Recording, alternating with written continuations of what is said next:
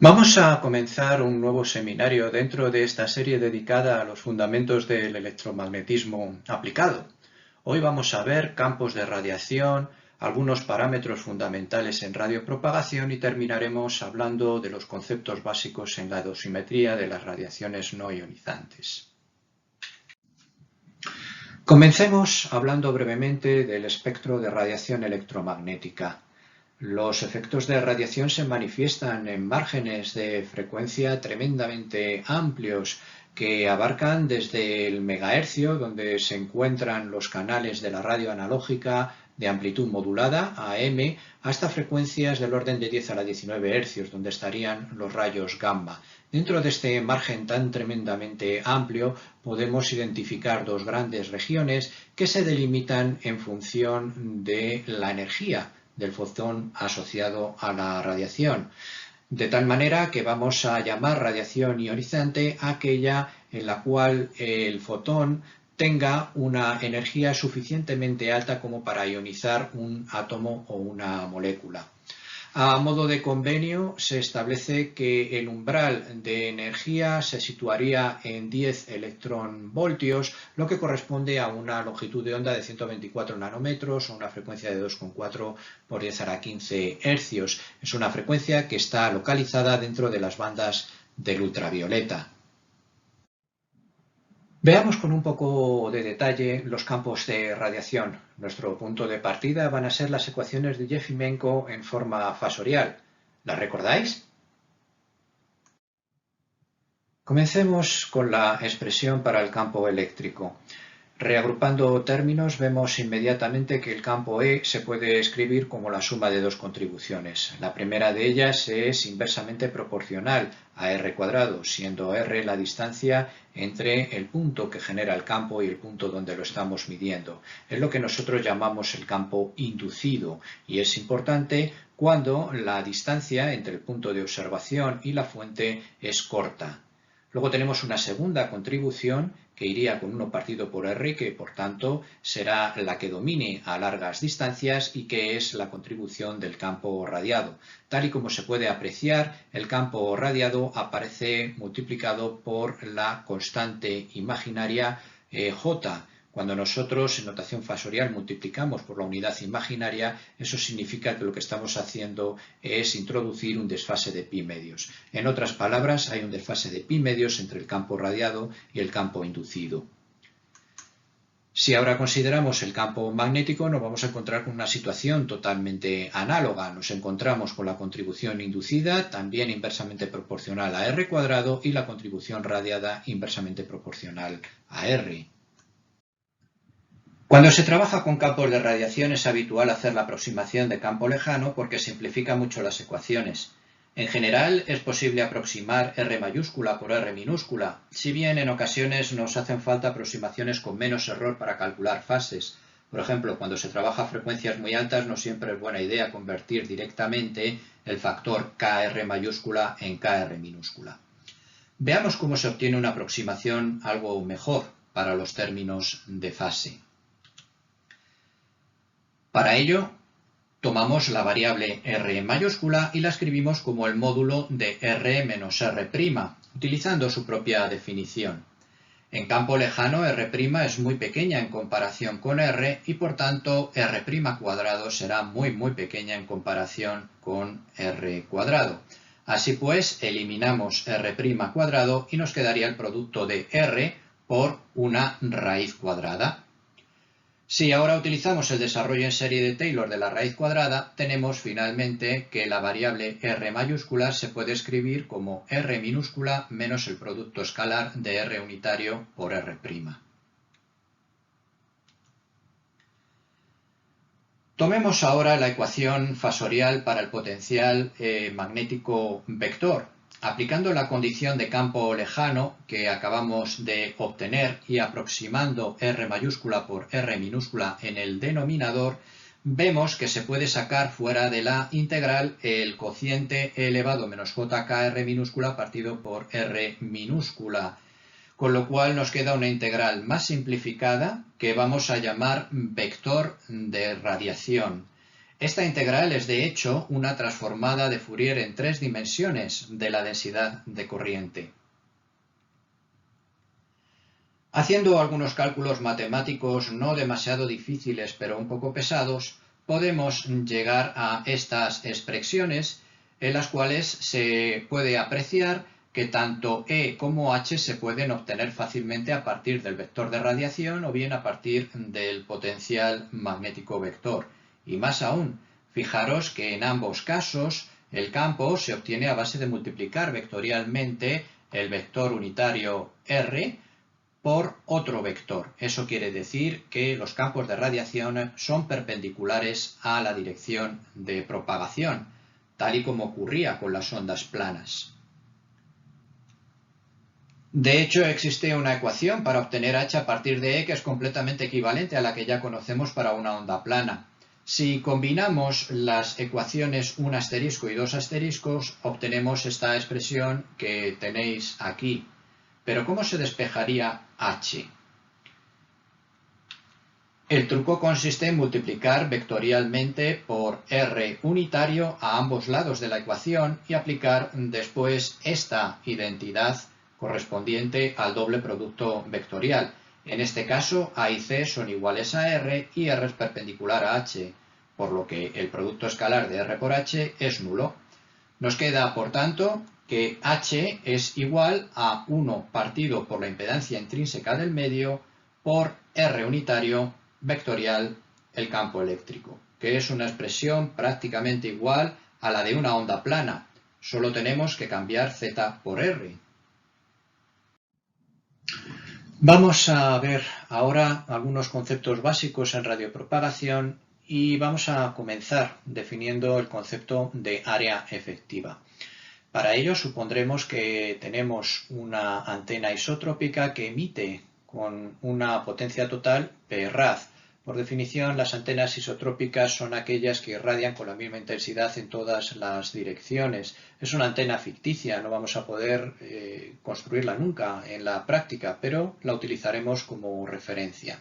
Supongamos que nos situamos a una distancia R de nuestra antena y queremos saber cuál es la densidad de potencia. Entonces, en principio, podríamos echar mano de la propia definición y calcular los campos E y H, pero esta vez tenemos una vía un poquito más sencilla para obtener esa densidad de potencia. Como estamos emitiendo con una antena isotrópica, va a ser el cociente de la potencia radiada partido por 4pi r cuadrado. Si ahora llamamos Prrec a la potencia absorbida por el objeto que se encuentre a una distancia r, podemos definir el área efectiva de ese objeto como el cociente entre la potencia absorbida y la densidad de potencia. En definitiva, nuestro área efectiva va a ser un factor que define una especie de tamaño electromagnético para nuestro objeto. Tiene dimensiones de superficie, pero no tiene por qué coincidir con la superficie física del objeto expuesto. Es interesante hacer ahora un pequeño comentario en relación a la dependencia de los campos con respecto a R. Estamos acostumbrados de la electrostática a ver cómo los campos van con el inverso de R al cuadrado, pero esta vez aquí las cosas son distintas. Los campos inducidos que hemos obtenido antes van con 1 partido por R cuadrado, pero los campos radiados no. Los campos radiados van con 1 partido por R y la densidad de potencia radiada va con 1 partido por R cuadrado. Es conveniente recordarlo porque si no es fácil confundirse en algunos problemas. Bien, veamos ahora el concepto de intensidad de radiación y para ello es necesario recordar previamente lo que es el ángulo sólido. El ángulo sólido es una extensión a 3 dimensiones del concepto de ángulo de toda la vida. Para entender lo que es, vamos a suponer que tenemos un objeto de una geometría arbitraria que proyecta una sombra sobre esta esfera que hemos dibujado aquí. De tal manera que vamos a definir el ángulo sólido que subtiende este objeto sobre el punto O como la proyección de este objeto sobre una esfera que está centrada en el punto O y que tiene un radio unidad. Desde un punto de vista matemático, nuestro elemento diferencial de ángulo sólido, que es lo que llamamos diferencial de omega, pues va a ser simplemente el cociente entre el elemento diferencial de superficie en coordenadas esféricas y el factor r cuadrado. En definitiva, el ángulo sólido se utiliza para determinar tamaños aparentes de objetos desde puntos de observación. Las unidades son estereoradianes y aquí tenéis una propiedad interesante. Un objeto hueco con una forma arbitraria, la que nosotros queramos imaginarnos, pues va a subtender un ángulo sólido de 4π sobre cualquier punto interior al objeto. 4π es el máximo ángulo sólido que se puede determinar. Así pues, definimos la intensidad de radiación como la potencia radiada media por unidad de ángulo sólido. Está relacionada, como puede verse, con la densidad de potencia a través del factor r cuadrado. Eso es una consecuencia directa de la relación que existe entre los elementos diferenciales de omega y diferencial de superficie. Vemos, por tanto, que nuestra intensidad de radiación es una función que obtenemos inmediatamente a partir de la densidad de potencia y que presenta una ventaja con respecto a la densidad de potencia. Fijaros que la intensidad de radiación depende solamente de dos variables, mientras que la densidad de potencia nos obliga a estar arrastrando continuamente el factor R, lo cual no siempre es necesario. Vamos a hablar ahora de algunos parámetros característicos de los sistemas radiantes y vamos a comenzar definiendo la directividad. La directividad es el cociente entre la densidad de potencia en una determinada dirección y la densidad de potencia que nosotros obtendríamos si el emisor fuese isotrópico. Es un factor que lógicamente va a ser igual a la unidad para el caso de los emisores isotrópicos y que nos va a dar cuenta de la capacidad que tiene un determinado sistema radiante para concentrar la radiación en una dirección privilegiada. La directividad se expresa habitualmente en unidades logarítmicas, que son las que tenéis aquí. Esta vez estamos hablando de decibelios isotrópicos y para obtener el factor D en dBi, pues simplemente tenemos que aplicar el logaritmo decimal y multiplicar por 10. Hay una relación bastante útil entre la directividad y el área efectiva. La directividad, como veis, es un parámetro característico de antenas que están emitiendo. El área efectiva es un parámetro característico de antenas que reciben. Pero hay muchos casos de antenas que son recíprocas, es decir, son antenas que se comportan de la misma manera tanto si emiten como si reciben. En estas circunstancias, y si además la antena se encuentra en el espacio libre, es decir, que no hay planos de tierra en las inmediaciones, podemos obtener la directividad a partir del área efectiva con esta expresión tan sencilla. Es sencilla, pero no es inmediato obtenerla. Si alguien quiere ver los detalles, puede acudir a la referencia que tenemos aquí abajo.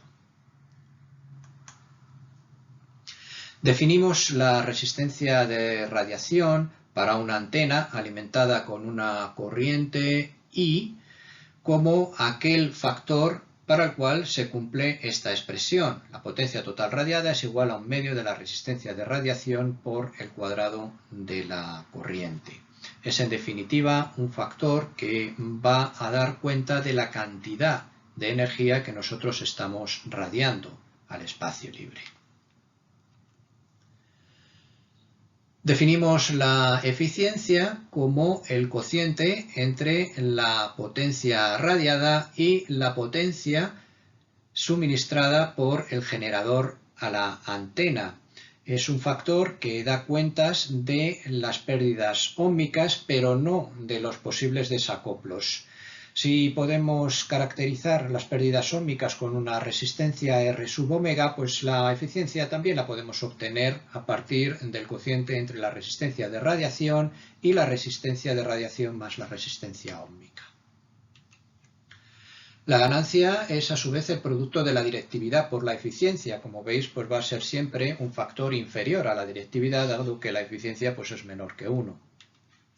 Y finalmente definimos la potencia radiada isotrópica efectiva como el producto de la potencia radiada y la directividad. Es un factor que también se suele expresar en decibelios. Y esta vez la unidad más habitual serían los dBVs que tenéis definidos ahí. Para obtener EIRP en dBVs lo que tenemos que hacer es calcular el logaritmo decimal y multiplicar por 10, expresando el EIRP en vatios.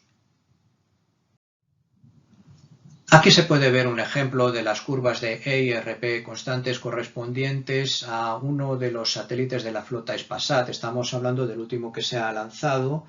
La fecha de lanzamiento es marzo de 2018 y tal y como puede apreciarse, pues hoy en día los sistemas de antenas pues son capaces de sintetizar haces de radiación bastante complejos que permiten optimizar al máximo el aprovechamiento de energía. En este caso, pues los haces de radiación, como es lógico, se concentran en las zonas en donde supuestamente se van a situar las antenas receptoras.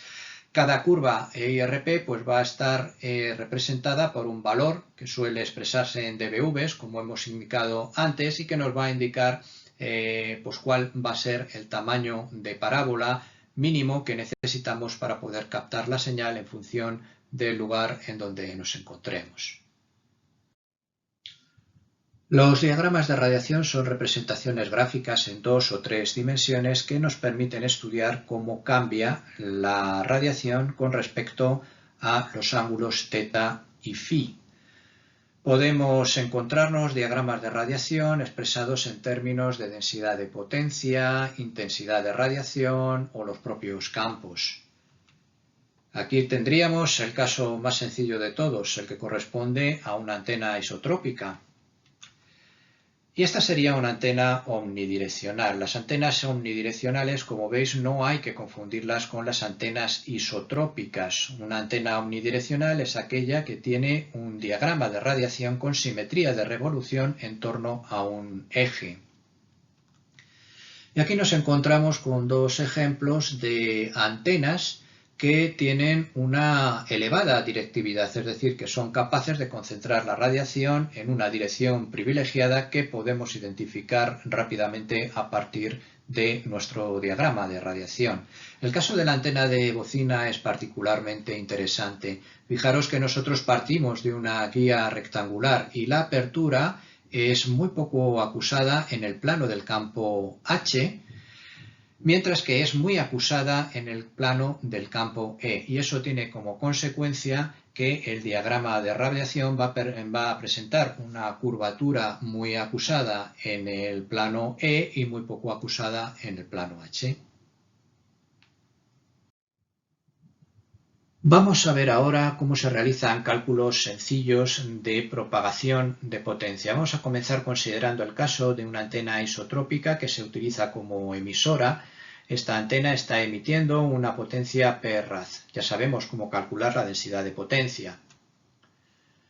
Si utilizamos una antena receptora con una directividad de su R o un área efectiva, A sub E por la potencia recibida sería el producto del área efectiva por la densidad de potencia, lo cual podemos convertir en una expresión en la cual nos aparece la directividad de la antena receptora, la potencia radiada y la longitud de onda. Fijaros que con esta expresión comprobamos rápidamente que a igualdad del resto de los parámetros la potencia recibida disminuye muy bruscamente cuando nosotros aumentamos la frecuencia de la señal, y eso tiene un impacto práctico bastante importante. Si queremos transmitir a grandes distancias con frecuencias muy altas, vamos a necesitar receptores tremendamente sensibles. ¿Qué pasa si ahora cambiamos nuestra antena isotrópica por una antena de una directividad que llamamos de SUE? ¿Cómo cambian las cuentas? Bueno, pues esta vez tenemos que utilizar el factor EIRP, como veis, para determinar la densidad de potencia. Si ahora utilizamos la misma antena receptora de antes, vemos que se puede obtener rápidamente una expresión que nos relaciona la potencia recibida en función de la potencia radiada, y en donde nos aparecen las directividades de las dos antenas implicadas, la longitud de onda y la distancia entre las antenas.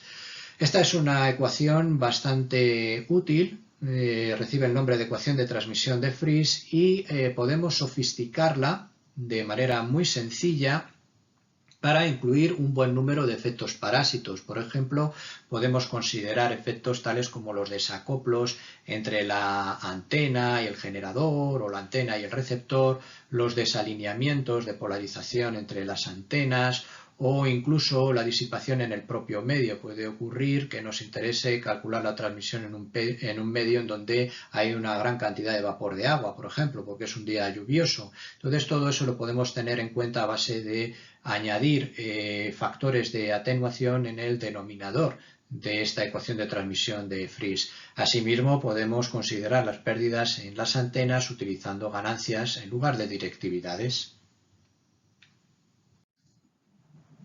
Vamos a hablar ahora de un parámetro que juega un papel fundamental en los estudios de dosimetría de la radiación no ionizante, que es la tasa de absorción específica de energía o SAR. El SAR se utiliza para cuantificar la cantidad de energía disipada en un tejido biológico que ha sido expuesto a radiación no ionizante. Depende de la masa del tejido, de su conductividad eléctrica y del valor cuadrático medio del campo. Y se trata, en definitiva, de un cociente promedio entre potencia absorbida y masa que se mide, por tanto, en vatios partido por kilogramo. Este parámetro, junto con la densidad de potencia absorbida, se emplea habitualmente para establecer recomendaciones y normativas sobre los niveles máximos de exposición a radiación electromagnética. Veamos cómo se utiliza el SAR estudiando las restricciones básicas recomendadas por la Comisión Internacional de Protección contra la Radiación No Ionizante, el ICNIRP. Esta comisión está constituida por un grupo de expertos independiente que lleva muchos años analizando los trabajos científicos publicados sobre efectos adversos de la radiación electromagnética. En base a este análisis, el ICNIRP realiza recomendaciones que han servido de guía para establecer normas y leyes sobre protección contra la radiación no ionizante en muchos países de todo el mundo, incluida España. Y se da la circunstancia de que recientemente han publicado una actualización de su famoso documento sobre recomendaciones. Aquí se muestra una tabla resumen con las restricciones básicas recomendadas por el ICNIRP y el enlace donde puede descargarse el documento en su última versión, que es de marzo de 2020. El estudio de los trabajos científicos es el punto de partida. A partir de estos trabajos se identifican niveles de radiación mínimos que dan lugar a un efecto adverso. Una gran mayoría de los estudios ha llegado a la conclusión de que los niveles mínimos de radiación dan lugar a un incremento de temperatura. Es por ello que las restricciones básicas establecidas en gran parte están relacionadas con un incremento de temperatura mínimo. No obstante, también se han considerado otros efectos no térmicos que son bien conocidos, como las alteraciones en la estimulación nerviosa que se producen con radiaciones de frecuencias inferiores a 10 MHz y que se han utilizado para fijar algunos de los límites a frecuencias bajas. Dado que los límites están establecidos en términos de valores promedio, es necesario especificar los factores que se utilizan para hacer el promediado espacial y temporal. Por ejemplo, en la restricción básica para el cuerpo completo se fija un incremento máximo de temperatura que es de 1 grado centígrado y el promediado espacial se realiza lógicamente sobre todo el cuerpo. Dado el volumen relativamente grande de tejido expuesto, el promediado debe hacerse en un tiempo relativamente largo, tal y como veis se extiende a media hora. También se establecen restricciones básicas que se aplican a situaciones en las que la exposición solo la sufre una parte del cuerpo, como la cabeza, el tronco o las extremidades. En la exposición local hay una diferenciación entre las frecuencias bajas, por debajo de 6 GHz, y las más altas. El SAR se utiliza en las restricciones a bajas frecuencias y para el cuerpo completo. En el caso de la exposición local a alta frecuencia es preferible establecer la restricción en términos de la densidad de potencia absorbida, dado que a frecuencias altas se pueden estimar con facilidad los coeficientes de reflexión y se puede calcular con precisión la densidad de potencia absorbida a partir de la incidente, que es fácil de medir. Por otra parte, a muy altas frecuencias, por encima de los 30 GHz, es más probable que la radiación se concentre en áreas muy localizadas, debido a lo cual se establece una restricción adicional con un promediado extendido a superficies pequeñas, que es de solo 1 centímetro cuadrado. Los niveles lumbrales que dan lugar a un efecto adverso no establecen de forma directa las recomendaciones de exposición máxima. Es razonable fijar unos márgenes de seguridad que dependen de que se aplique la restricción a trabajadores profesionales o al público en general. Los trabajadores profesionales se definen aquí como personas adultas que trabajan en entornos expuestos a radiación, pero que tienen la formación necesaria para evaluar y controlar esa radiación. En el caso del público en general, los niveles deben ser más estrictos, dado que en este colectivo se incluyen ancianos, niños y personas con problemas de salud. Aquí se muestra una figura sacada de un trabajo algo antiguo, pero bastante interesante, que muestra los niveles de SAR generados por teléfonos celulares, donde se puede apreciar cómo han ido evolucionando con el desarrollo de la tecnología. Tal y como se ve, el nivel mínimo se obtuvo para un diseño en el que el teléfono era bastante grueso, dando lugar a una mayor distancia entre la antena y la cabeza. Recientemente la gente se decanta por diseños más finos, pero hoy en día el incremento de las frecuencias de operación, que reduce la capacidad de penetración de los campos, y por supuesto las mejoras tecnológicas hacen que sea posible encontrar smartphones modernos con niveles bastante bajos, por debajo del vatio por kilogramo. En este enlace se puede encontrar una base de datos de SAR de numerosos smartphones que se actualiza con cierta frecuencia. Es posible que aquí podáis encontrar el vuestro si tenéis curiosidad.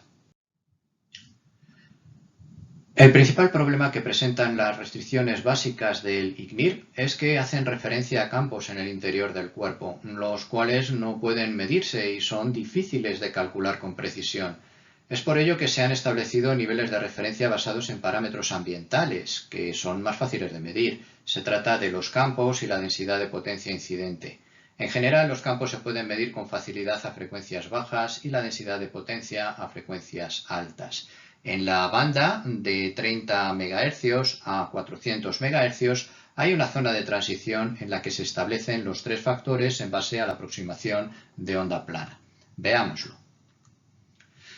Tal y como hemos tenido ocasión de estudiar, la densidad de potencia la podemos obtener a partir de los fasores campo eléctrico y campo magnético. Si nos encontramos en la aproximación de onda plana, ya sabemos que H se puede calcular a partir de E mediante esta expresión, lo que nos permite escribir la densidad de potencia en términos del módulo del campo eléctrico al cuadrado partido por 2 veces la impedancia intrínseca.